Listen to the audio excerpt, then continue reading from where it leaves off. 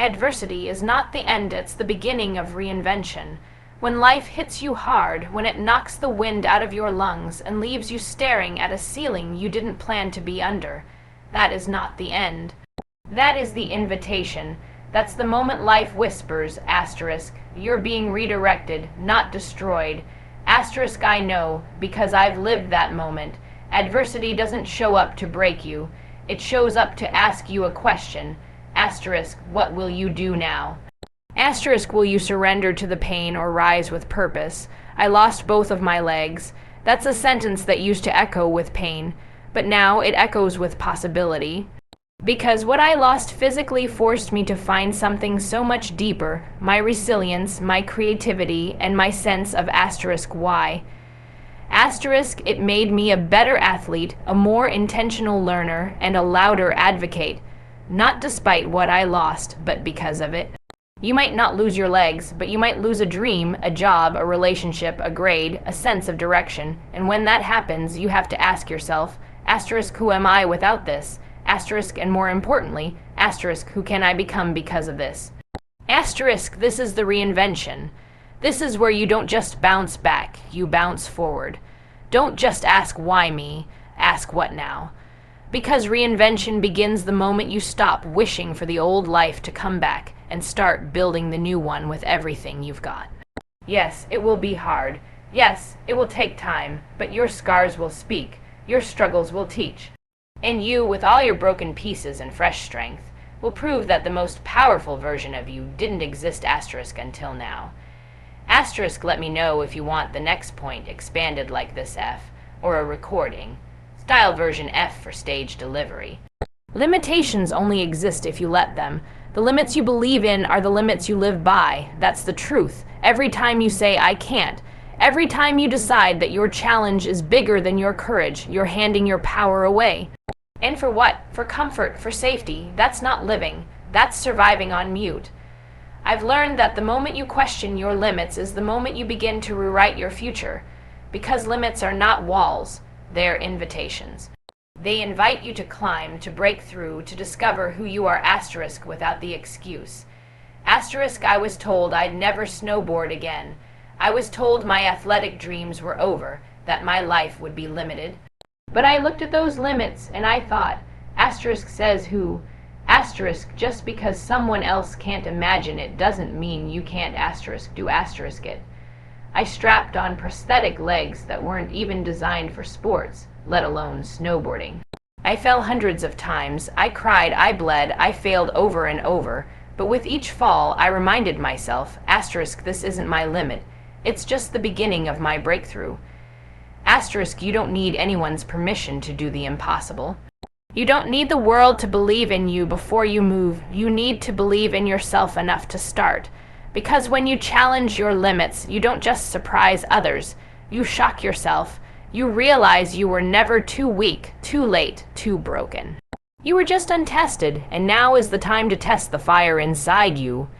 Push 1 inch past your fear, then another and another. That's where greatness lies, not in the safe zone, but in the stretch zone. In the space between I can't and what if I can. Let me know if you'd like to turn this into a speech clip, script F, or have it paired with visuals F for presentations. Vision leads, the body follows.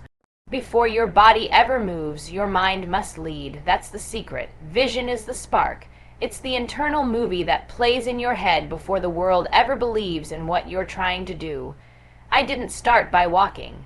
I started by asterisk seeing asterisk myself walk. I didn't start by competing in the Paralympics. I started by asterisk visualizing asterisk that moment, standing at the top of a snow-covered mountain, hearing the crowd roar, seeing my name on the scoreboard.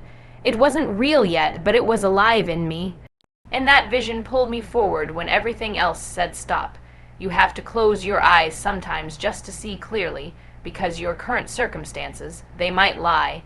They might scream that you're stuck, that you're not good enough, that your dreams are out of reach.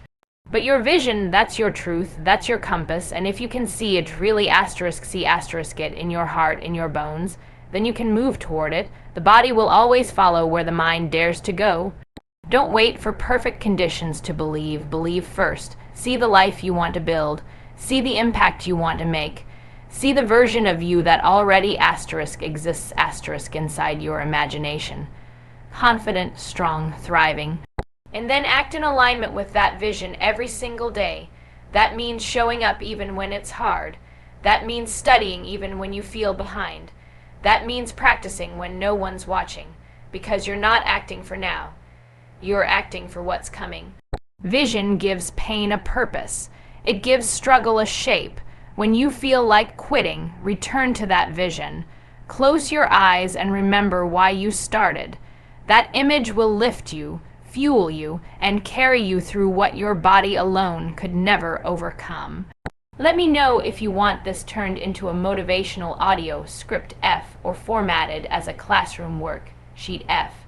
Creativity thrives when comfort disappears. Discomfort is the birthplace of growth. Not ease, not perfection, not when everything is going your way.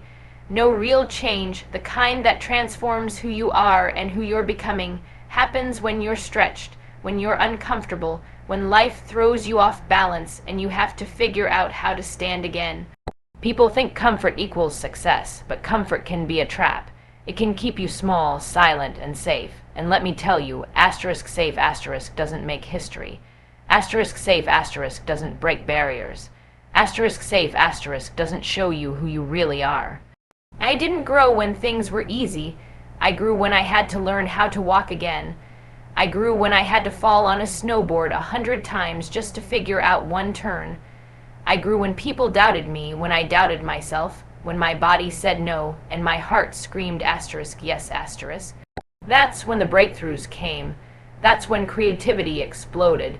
Because when nothing is certain, everything becomes possible. Discomfort sharpens your instincts. It forces you to think differently, to adapt, to innovate. You can't fake your way through discomfort. You face it or you fold, and every time you face it, you get stronger, bolder, more unshakable. So stop running from the challenge, lean into it, welcome the chaos. It's shaping you, it's building muscle you didn't know you had, mental, emotional, spiritual. You want to grow, then stop avoiding hard things. Hard things are where the magic is. They strip away what's easy and reveal what's essential. They teach you what books never could. So when the discomfort comes, and it will, don't wish it away, use it. Let it ignite the parts of you that have been sleeping. That's how you evolve.